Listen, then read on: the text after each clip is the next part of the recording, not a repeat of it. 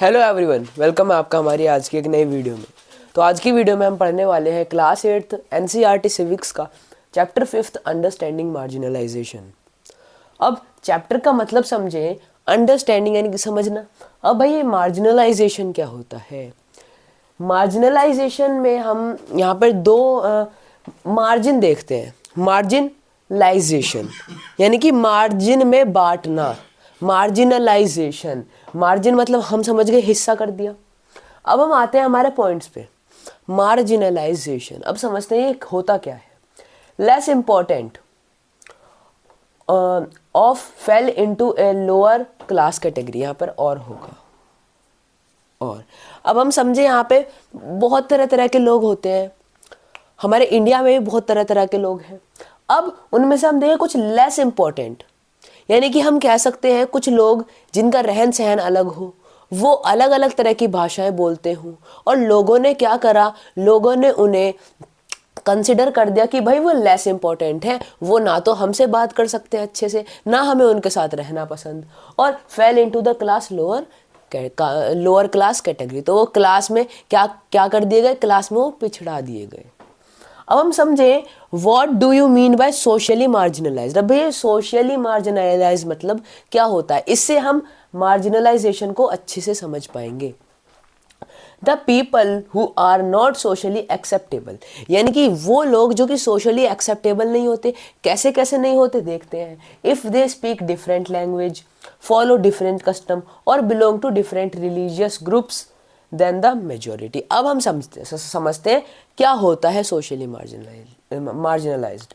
वो लोग जो कि सोशली एक्सेप्टेबल नहीं होते, यानी कि सोसाइटी के लोग जो कि उन्हें एक्सेप्ट नहीं करते। किस वजह से एक्सेप्ट नहीं करते? क्योंकि वो अलग अलग भाषा बोलते हैं, डिफरेंट लैंग्वेज बोलते हैं, फॉलो डिफरेंट कस्टम, उनका जो रहने सहने का तरीका है, जो वो कपड़े पहनते हैं, वो और लोगों से अलग होते हैं, और belongs to different religious group, और वो दूसरे किसी धर्म को अपनाते हैं जो कि मेजॉरिटी वाले लोगों से अलग होता है। तो इस वजह से क्या होते हैं, वो सोशली एक्सेप्टेबल नहीं होते। अब यहाँ पर हम एक एग्जाम्पल देखते हैं। ये हमारे एक सर्कल में बहुत सारे लोग हैं, यानी कि ये एक सोसाइटी है, ये पूरी एक सोसाइटी है। यहाँ पर हम देखते हैं कुछ लोग सोसाइटी से बाहर निकाले हुए हैं, और ये बहुत सारे लोग सोसाइटी के अंदर हैं। अब हम यहाँ पर देखें तो ये जो अंदर वाले लोग हैं ना, ये क्या है, ये सेम लोग हैं। ये सेम तरह के कपड़े पहनते हैं, सेम लैंग्वेज बोलते हैं, इनका रहना सहना सेम है। लेकिन ये जो सोसाइटी से बाहर के लोग हैं, ये इन्होंने क्या कर दिए, मार्जिनलाइज्ड कर दिए। ये इन्होंने क्या कर दिया, ये इनके साथ रहते नहीं, इनके साथ बोल चालते नहीं। एक तरह से इन्होंने इन्हें साइड हटा दिया कि भाई हम तो हमारे जैसे लोगों के साथ ही रहेंगे, तुम्हारे जैसे लोगों के साथ नहीं रहेंगे। तो ये क्या होता है, ये होता है सोशली मार्जिनलाइज्ड। अब हम देखते हैं हमारा नेक्स्ट टॉपिक, आदिवासी। अब ये आदिवासी क्या होते हैं, इसे समझने से पहले हम समझते हैं हमारी बुक में एक स्टोरी दी गई है। वो दो लड़कियों की है, अमू और हेलन नाम की। वो दो लड़कियां होती हैं, अमू और हेलन। अब वो क्या होती हैं, वो आदिवासी फैमिली से बिलोंग करती हैं। अब वो क्या देख रहे होते हैं, वो इंडियन आर्मी की परेड देख रहे होते हैं टीवी पर। अब उसमें वो देखते हैं कि भाई उन्हीं के जैसे आदिवासी जो होते हैं वो नाच रहे होते हैं, डांस कर रहे होते हैं। अब वो अपने दादाजी से पूछते हैं कि दादाजी, ये हमारे जैसे लोग आदिवासी ये डांस क्यों कर रहे हैं, क्या ये और कोई काम भी करते हैं या फिर ये केवल डांस ही करते रहते हैं ऐसे? तो उनके दादाजी कहते हैं कि जो हम आदिवासी थे वो बहुत ज़्यादा रिच कल्चर से बिलोंग करते हैं, लेकिन अब बहुत सारी ऐसी ऐसी चीज़ें आई जो कि आदिवासियों के लिए नुकसान हुआ। अब कैसे हुआ वो देखेंगे। अब जो अमू और हेलन होती हैं, वो अपने दादाजी से ये सुनने के बाद कहती हैं कि दादाजी बताओ ना कैसे कैसे होते थे। तो अब वो कहते हैं कि पुराने टाइम में जब दादाजी छोटे थे उनके, तो वो कहाँ रहते थे, वो फॉरेस्ट में रहते थे, विलेज में, अपने विलेज में रहते थे वो। और उस विलेज में उनके पास सब कुछ था। वो फॉरेस्ट में फॉरेस्ट के रिसोर्सेज यूज़ करते थे, पीने का पानी रिवर यूज़ करते थे, और लैंड पर खेलते थे। मतलब वो बहुत ज़्यादा सुखी जीवन था उनका विलेज में, और ऐसे ही उनका कल्चर भी होगा बहुत ज़्यादा अच्छा। लेकिन वो क्या करते थे, वो फॉरेस्ट के सारी चीज़ें यूज़ करने के बदले उन फॉरेस्ट को क्या करते थे, फॉरेस्ट को प्रोटेक्ट करते थे, रिवर को गंदा नहीं करते थे, उन सारी चीज़ों को प्रोटेक्ट करते थे और उनकी देखभाल करते थे। लेकिन एक बार क्या हुआ, हमारे गवर्नमेंट के ऑफिशियल्स आ गए विलेज में, कॉन्ट्रैक्टर्स आ गए विलेज में। अब उन्होंने क्या करा, उनसे कहा कि भाई ये विलेज है हमारा। वो कहते हैं कि भाई, जो विलेज के लोग होते हैं वो कहते हैं ये तुम्हारा कैसे हो गया, तुम तो आ जाए हो, ये तो हम इसमें पहले से रह रहे हैं। तो ऐसे करके उनमें क्या हो गया, उनमें डिस्प्यूट हो गया। अब वो क्या हुआ, बात पहुंची अब कोर्ट तक। तो कोर्ट में क्या हुआ, जो हमारे बाहरी लोग थे उनके पास तो हमारे कोर्ट में गवाही देने के लिए क्या थे, सॉरी वो एडवोकेट्स थे उनके पास, और जो विलेजर्स थे उनके पास तो कुछ था ही नहीं। अब वो अपना केस कैसे लड़ते। लेकिन जो हमारे वहाँ पे कॉन्ट्रैक्टर्स थे और बहुत सारे लोग थे, उन सब के पास तो क्या था, हमारे केस लड़ने के लिए थे लॉयर्स। तो क्या हुआ, ऐसे केस में जो बाहरी लोग थे वो सब केस को जीत गए और विलेज और जो लैंड क्या हो गया, वो उनका हो गया। अब जो विलेज बचा था, विलेज की ज़मीनों को भी जो हम कह सकते हैं जो कॉन्ट्रैक्टर्स थे, जो बाहर के लोग थे, वो सारे उनसे लेने आते हैं। अब कहते हैं कि भाई, उनके दादाजी से भी कि कहते हैं भाई तुम क्या करो, ये विलेज की ज़मीन हमारे नाम कर दो, क्योंकि इसके नीचे जो है वो आयरन के ओर है, यानी कि कच्चा लोहा है इसके अंदर, तो वो हमें माइन करना होगा। इस वजह से क्या करना होगा, तुम ये विलेज की ज़मीन हमारे नाम कर दो, इसके बदले हम तुम्हें क्या देंगे, पैसे देंगे और नौकरी देंगे, जॉब देंगे। तो कुछ लोग तो मान गए कि भाई ठीक है, पैसे मिल रहे हैं, हमें नौकरी भी मिल रही है उसके साथ, तो हम क्या करेंगे, हम ये ज़मीन तुम्हें दे देंगे। लेकिन कुछ लोग क्या कहते हैं कि भाई पैसे देंगे, जॉब देंगे, लेकिन उससे क्या होगा, हमारा विलेज तो हमारा विलेज तो उससे पूरा का पूरा क्या हो जाएगा, डिस्ट्रॉय हो जाएगा। और मान के चलिए उन्होंने हमारी ज़मीन भी ले ली और क्या करा, हमें पैसे भी ना दिए, जॉब भी नहीं दी, तो हमारा क्या होगा।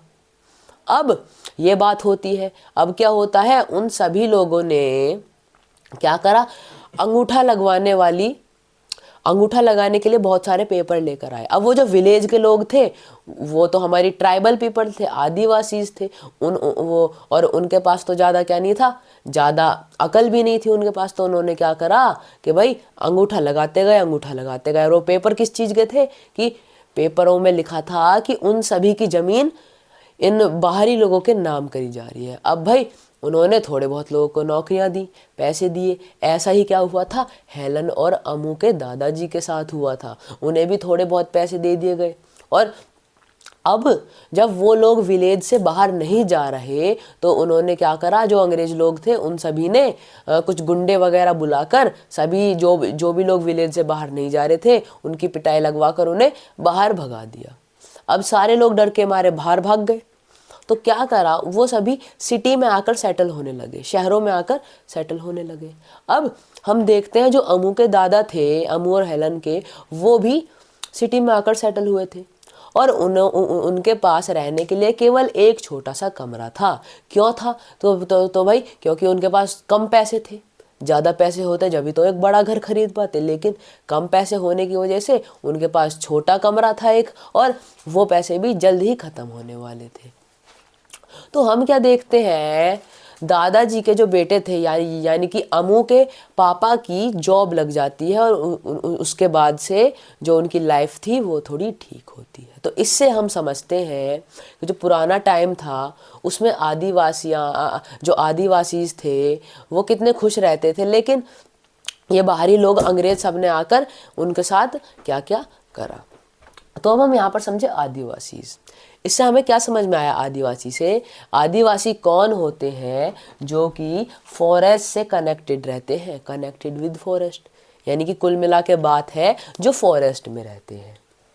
अब वो फॉरेस्ट में रहेंगे तो फॉरेस्ट के रिसोर्स यूज़ करेंगे, uses forest resources and in return protects them, और उसके बदले में क्या करते हैं, वो फॉरेस्ट को प्रोटेक्ट करते हैं। अब हम देखें कि भाई जहाँ पर आदिवासीज रहते थे ना, जहाँ आदिवासीज रहते थे वहाँ पर हम देखें आज के टाइम पर ज़्यादातर इंडस्ट्रियल एंड माइनिंग एरियाज़ हैं। क्यों है? क्योंकि भाई फॉरेस्ट में ही तो ऐसी चीज़ें होती हैं और आदिवासीज भी फॉरेस्ट में रहती थी। इसी वजह से जो गवर्नमेंट थी उन्होंने इंडस्ट्रियल और माइनिंग एरियाज बनाने के लिए आदिवासीज के फॉरेस्ट डिस्ट्रॉय कर दिए। इतनी बात हमारी समझ में आई। आई होप आपके समझ में भी आई होगी। तो अब हम देखते हैं हमारे कुछ इंपॉर्टेंट पॉइंट्स। यहाँ पर हम क्या देख रहे हैं, Orissa has more than 60 different tribal groups. अब हम यहाँ पर देखें तो उड़ीसा हमारी एक स्टेट है, उसमें हम क्या देख रहे हैं कि उसमें 60 डिफरेंट ट्राइबल ग्रुप्स हैं और उससे भी ज़्यादा है। अब हम देखते हैं यही जो डिफरेंट डिफरेंट ट्राइबल ग्रुप्स हैं ना, डिफरेंट डिफरेंट आदिवासीज हैं, यही हमारे दूसरी स्टेट जैसे कि गुजरात, महाराष्ट्र, आंध्र प्रदेश, वेस्ट बंगाल जैसी स्टेट में पाए जाते हैं और भी बहुत सारी स्टेटों में पाए जाते हैं। दूसरा देखें, they have different range of tribal religions like शक्ता।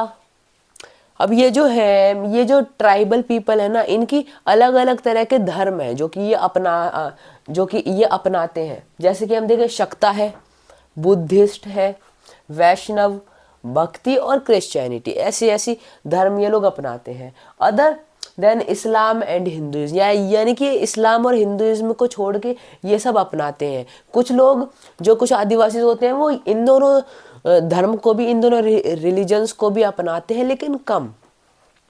तो हम देखें, आदिवासी जो होते हैं ना, उनकी ओन लैंग्वेज होती है, उनकी खुद की लैंग्वेज होती है। और हम देखें जो ज़्यादातर हमारे आदिवासी हैं ना, उनकी जो लैंग्वेज क्या है, वो संथली लैंग्वेज है। आप लोगों ने मूवीज़ में देखा होगा, आदिवासी झिंगालाला हू झिंगालाला हू ये सब करते रहते हैं। तो आप क्या बोलोगे कि ये लोग पागल हैं? अगर हम लोग बोल रहे हैं कि अंग्रेज इंग्लिश बोलते हैं, अंग्रेज बोलने हैं हे आई एम फाइन, तो क्या वो लोग पागल हो गए? वो उन लोगों की लैंग्वेज है, हम लोग बोल रहे हैं। जैसे कि मैं हिंदी में बोल रहा हूँ, तो क्या मैं पागल हूँ? नहीं, ये हमारी सबकी लैंग्वेज होती है। तो हम यहाँ पर देखें, आदिवासीज की भी खुद की लैंग्वेज होती है और जो ज़्यादातर आदिवासीज बोलते हैं वो है संथली लैंग्वेज। अब इन्हीं चीज़ों को लेके क्या होता है, आदिवासी और स्टीरियोटाइप हो जाते हैं। क्या इनके ऊपर स्टीरियोटाइप बना दिए गए, किन किन चीज़ों पर उन्हें डिफरेंट बता दिया गया, किन किन चीज़ों पे बेस, उनकी रेस, नेशनलिटी और कस्टम और भी बहुत सारी चीज़ों के ऊपर क्या बना दिए गए, स्टीरियोटाइप बना दिए गए। तो अब मैं आपसे कहूँ कि भाई आदिवासी क्या हमेशा इन्हीं स्टीरियोटाइप के साथ जीते हैं? नहीं, हम देखें तो बहुत सारे आदिवासी हैं जो कि हमारे बड़े बड़े पोस्ट पे हैं, IAS, IPS, IRS। और हम इनफैक्ट हम देखें, हमारी जो प्राइम मिनिस्टर है श्रीमती द्रौपदी मुर्मू, वो भी तो एक आदिवासी है। तो हम क्या उनके ऊपर ऐसा स्टीरियोटाइप बना सकते हैं? नहीं। तो ये स्टीरियोटाइप क्या है, बिल्कुल गलत है। तो अब हम देखते हैं यहाँ पर हमारा अगला point, adivasis uses forest resources to live. यहाँ पर हम क्या देख रहे हैं, जो आदिवासीज थे वो पहले के टाइम में फॉरेस्ट पे पूरी तरह से डिपेंड थे। फॉरेस्ट के रिसोर्सेज वो यूज़ करते थे, सारी चीज़ें, रिवर का पानी वो यूज़ करते थे पीने के लिए, नहाने धोने के लिए। तो पूरी तरह से वो फॉरेस्ट पे डिपेंड थे और उन्हीं का रिसोर्स यूज़ करके वो क्या करते थे, लिव करते थे, यानी कि रहते थे। दूसरा पॉइंट देखें, until 19th century, 19th century से पहले जो आदिवासीज थे उनके पास अनलिमिटेड एक्सेस था इन सभी वास्ट एरियाज का, यानी कि किसका, फॉरेस्ट का। वो फॉरेस्ट में अनलिमिटेड चीज़ें, वो जो भी चाहें वो चीज़ यूज़ कर सकते थे।